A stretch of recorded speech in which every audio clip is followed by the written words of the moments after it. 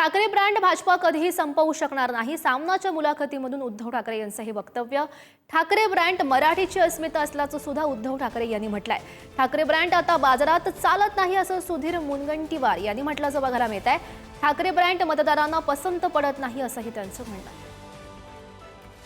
ठाकरे म्हणजे महाराष्ट्राची आणि मराठी माणसाची आणि अर्थातच हिंदू अस्मितेची ओळख आहे. तर ही ओळख पुसून टाकण्याचा जो कोण प्रयत्न करेल, आजपर्यंत अनेक आले आणि अनेक गेले.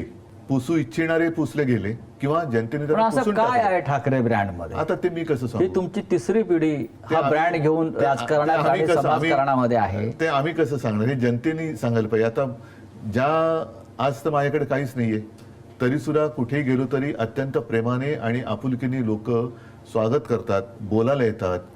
पराभवावर पराभव, पराभवावर पराभव, पराभवाचे चटके बसतात तेव्हा आपल्याला सर्व ठिकाणी शेंदूर गावगेच दिसतात. तो ब्रँड आता बाजारात चालत नाही एवढंच आहे. ब्रँड का नाही राहत? अनेक ब्रँड आहे बाजारामध्ये, पण प्रत्येक ब्रँड चालतो असं नाही आहे. सध्या ठाकरे ब्रँड हा काही ग्राहकांना पसंती येत नाही आहे, मतदारांना पसंती येत नाही, एवढंच आहे. ब्रँड तर असेल, त्याच्याबद्दल वाद नाही आहे.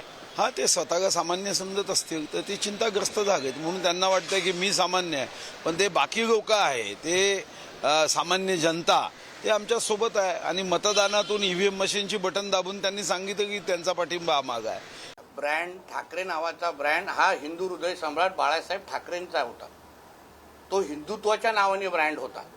जगभरामध्ये, देशभरामध्ये बाळासाहेब ठाकरे हे हिंदुत्वाचे आयकॉन म्हणून, हिंदू हृदय सम्राट म्हणून त्यांचे नाव पुढे गेलेलं होतं.